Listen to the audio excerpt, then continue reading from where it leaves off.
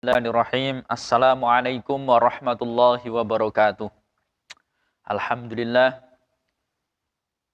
Alhamdulillahilladzi anzala sakinah fi qulubil mu'minin liyazdadu imanan ma'a imanihim walillahi junudus samawati wal ardi wa kanallahu aliman hakima. Asyhadu an la ilaha illallah wahdahu la syarikalah wa asyhadu anna Muhammadan abduhu wa rasuluh. Allahumma shalli ala sayyidina Muhammadin al-Fatih lima ughliq wal khatim lima sabaq nasirul haqqi bil haqq wal hadi ila siratikal mustaqim wa ala alihi washabihi haqqa qadri wa miqdaril azim amma ba'du. Hadirin jamaah rahimakumullah.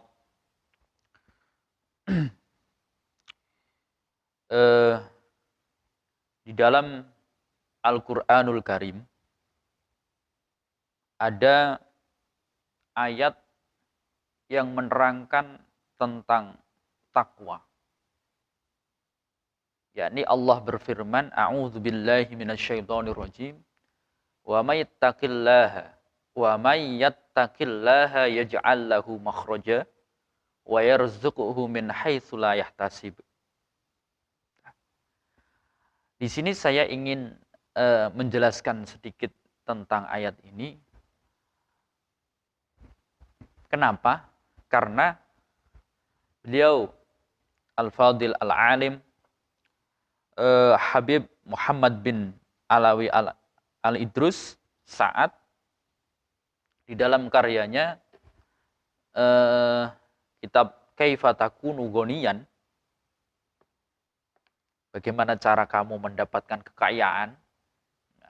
Termasuk di sini adalah ayat yang saya kemukakan tadi adalah salah satu ayat yang beliau tampilkan di kitab ini untuk menjelaskan tentang bagaimana cara orang memperoleh kesuksesan di dunia dan di akhirat.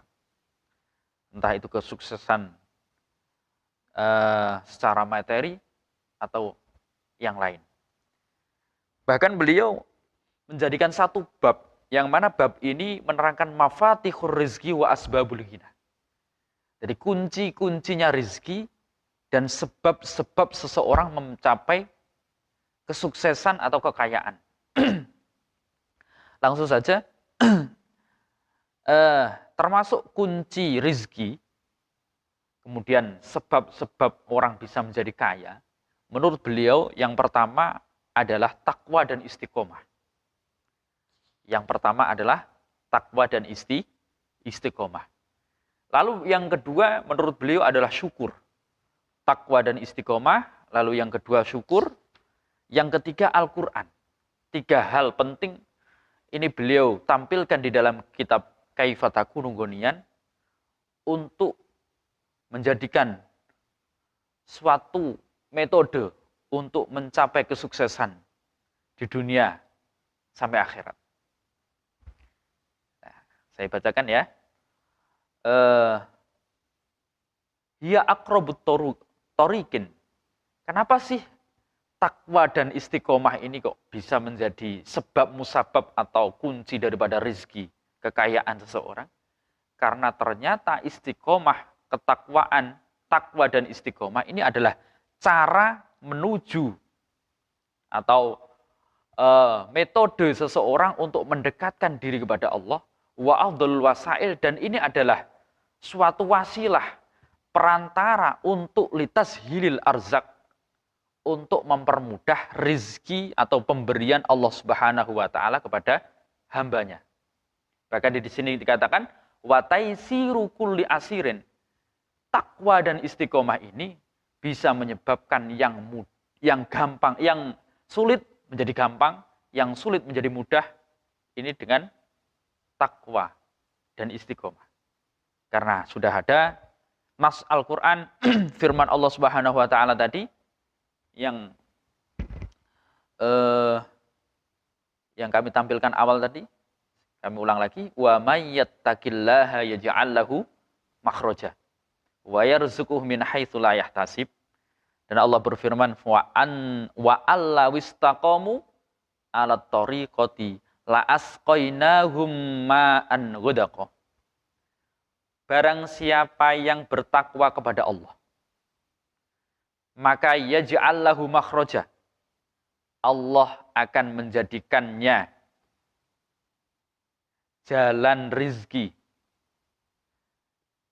Barang siapa yang bertakwa kepada Allah, niscaya dia akan memberikan kepada orang yang bertakwa tadi jalan keluar bagi setiap permasalahan-permasalahannya.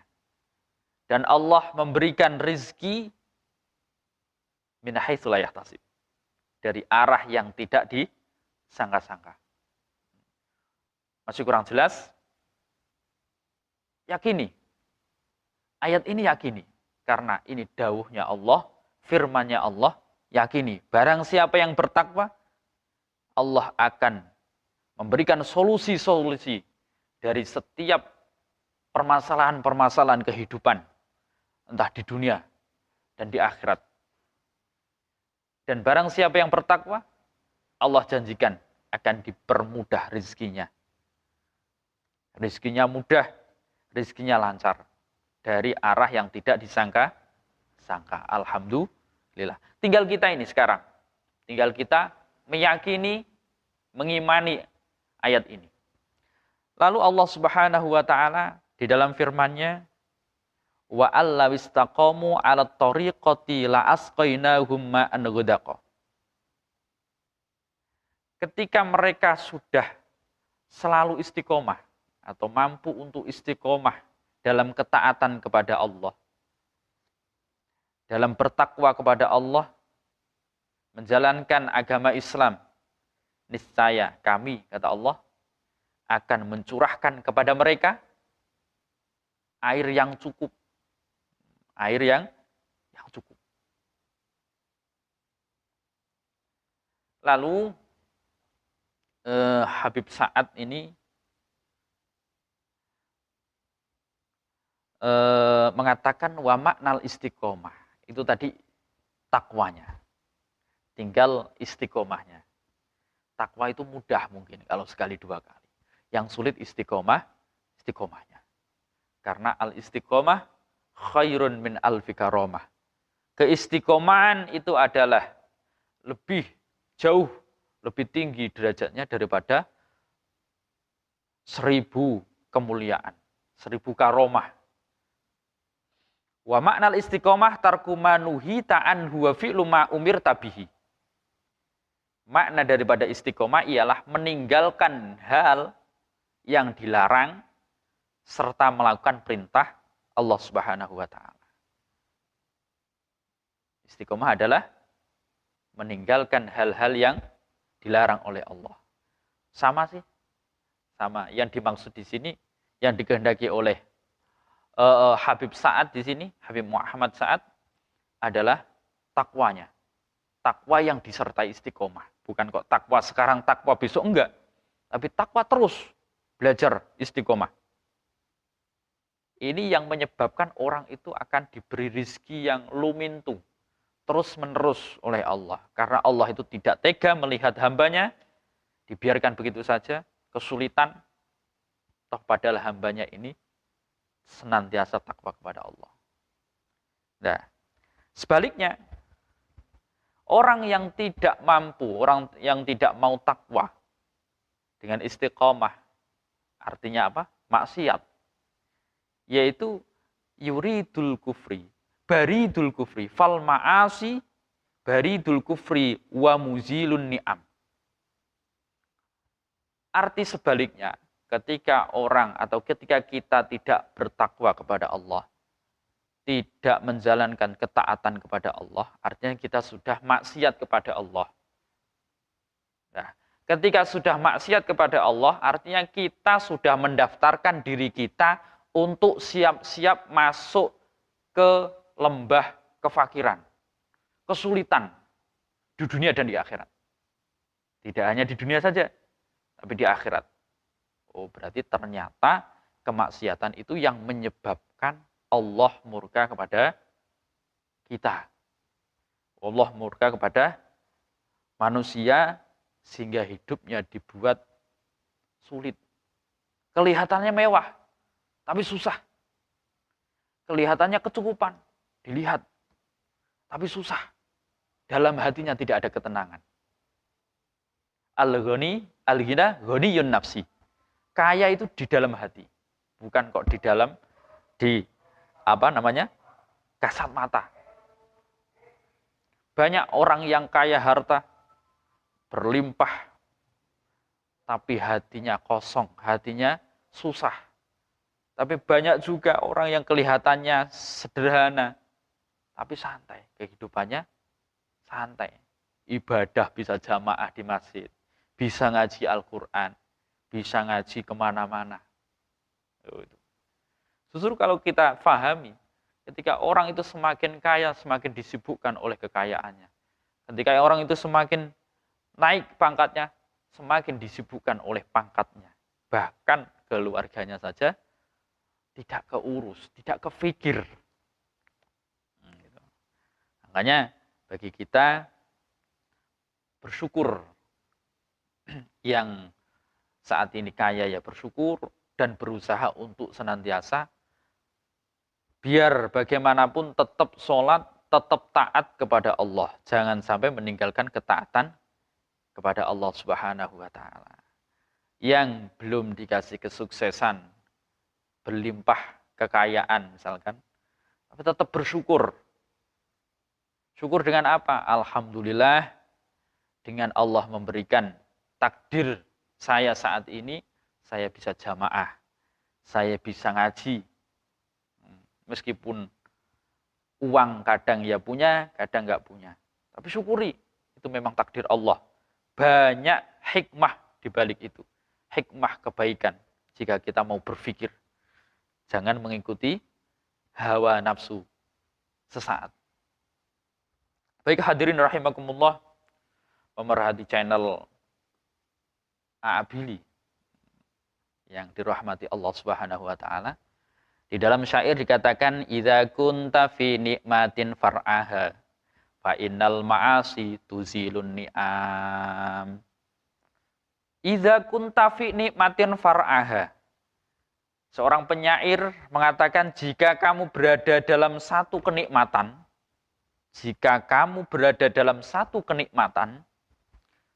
maka jagalah kenikmatan itu. Jagalah. Bagaimana cara jaga? Ulama tasawuf mengatakan, ba'dul hukama, beliau Al-Imam Al-Ghazali di dalam kitab Minhajul Abidin, nikmat itu seperti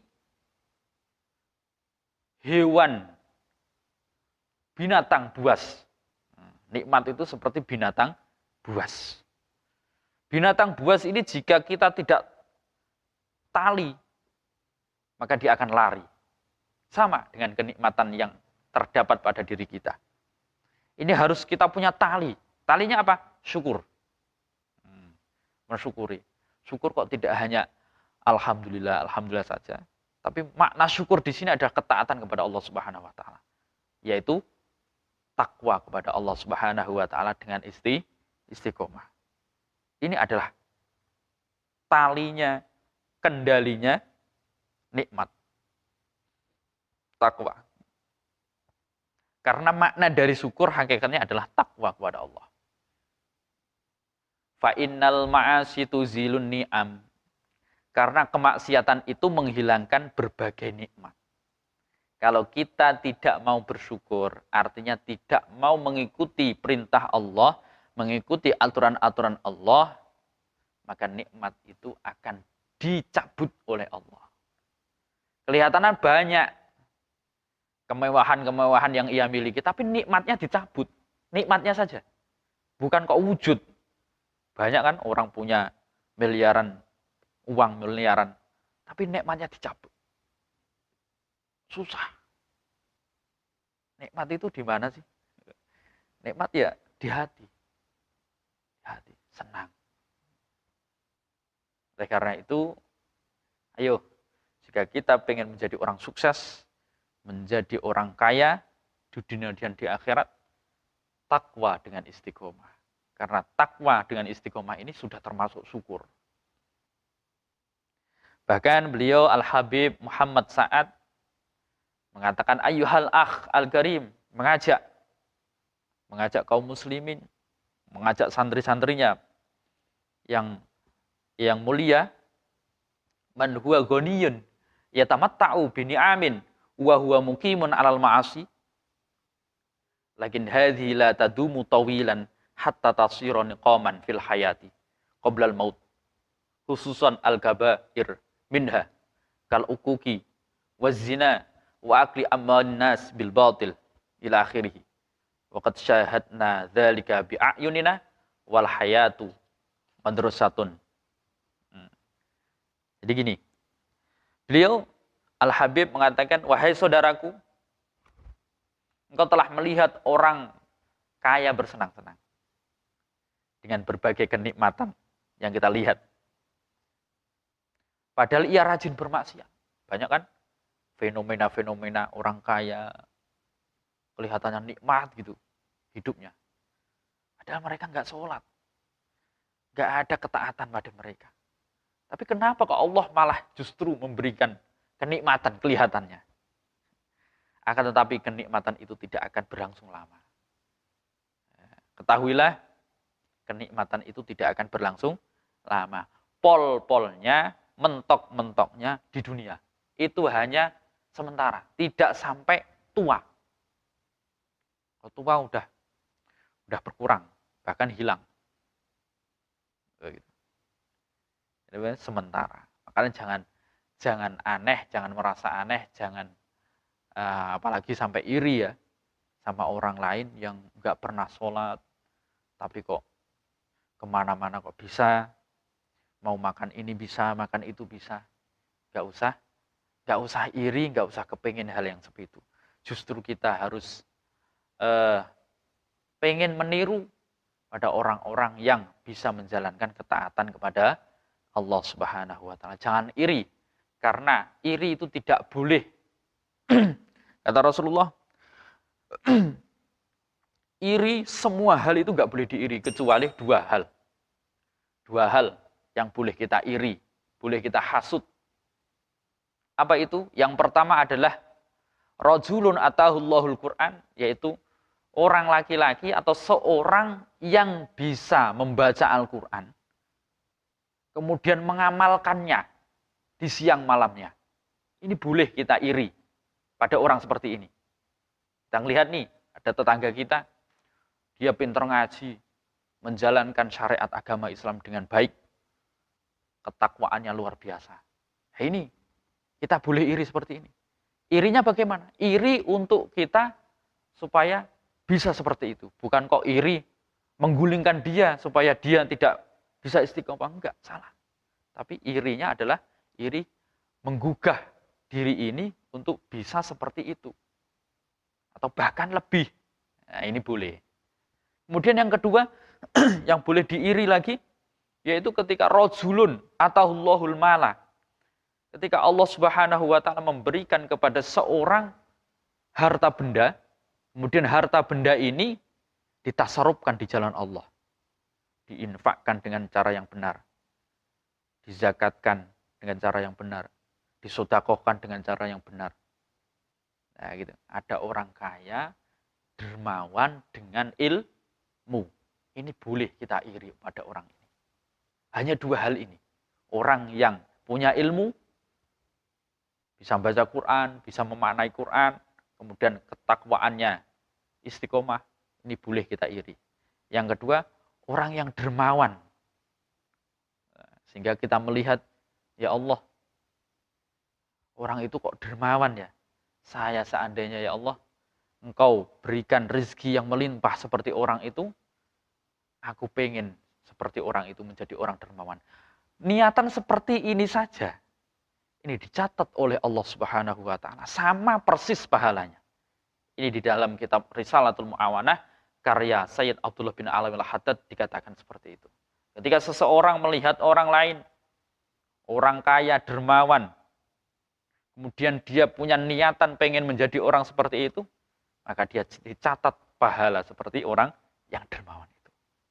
Enaknya Allah. Maha rahmatnya Allah, maha kasih sayangnya Allah Subhanahu wa taala. Karena apa? Karena penting, Pak. Karena penting jamaah. Karena penting. Penting apa? pentingnya orang menjadi baik, pentingnya orang menjadi yang menebarkan rahmat, menebarkan kasih sayang. Karena inti dari segala ibadah yang kita lakukan, ini intinya adalah kasih sayang. Ada satu cerita, ya kisah, yaitu Sayyidina Umar. Siapa sih yang nggak tahu sahabat Umar radhiyallahu an? Beliau adalah ahli ibadah, ahli jihad, membela Rasulullah Shallallahu Alaihi Wasallam mati-matian. Bahkan dikatakan umatnya Rasulullah ini tidak sebanding, tidak ada yang sebanding dari Sayyidina Umar. Tapi Sayyidina Umar di bawahnya, levelnya di bawah Abu Bakar. Nah, lalu Sayyidina Umar ini suatu ketika berjalan di suatu jalan melihat anak kecil membawa bermain burung kecil, burung emprit kalau di Jawa. Nah, bermain burung emprit. Lalu Sayyidina Umar merasa kasihan dengan burung tersebut, lalu diminta dan diganti dengan uang. Dibeli oleh Sayyidina Umar. Nah, bolehkah burung ini saya beli? Oh, boleh, silahkan. Lalu dibelilah burung itu oleh Sayyidina Umar dan dilepaskan oleh Sayyidina Umar. Kasih sayangnya sedikit dan selang beberapa bulan Sayyidina Umar wafat dan banyak saat itu ulama-ulama para sahabat bermimpi bertemu Sayyidina Umar. Di dalam mimpi bertanya, wahai Sayyidina Umar, bagaimana kabarnya? Alhamdulillah, kata Sayyidina Umar, Allah telah memberikan kebaikan kepadaku. Lalu apa yang membuat kau diberi kebaikan oleh Allah? Diberi kenikmatan.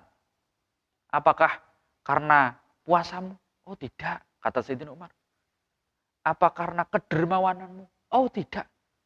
Apa karena keadilanmu sebagai Amirul Mukminin? Oh tidak. Tidak. Lalu lantas apa? Wahai Sayyidina Umar, kok kamu bisa mendapatkan kenikmatan seindah ini? Jawab Sayyidina Umar, saya bisa mendapatkan kenikmatan seperti ini, kata Sayyidina Umar, suatu ketika saya menolong burung kecil yang dibuat mainan anak kecil, saya beli, lalu saya lepaskan. Ini kasih sayang. Dan ternyata kasih sayangnya Allah Subhanahu wa Ta'ala diturunkan saat itu, lalu dicatat oleh Allah menjadi ahli surga. Banyak kisah-kisah yang lain. Ternyata kasih sayang. Maka janganlah berhenti menjadi orang baik, terus pupuk kasih sayang kita ini kepada umat manusia dan kepada makhluk Allah Subhanahu wa Ta'ala yang ada di bumi ini. Lalu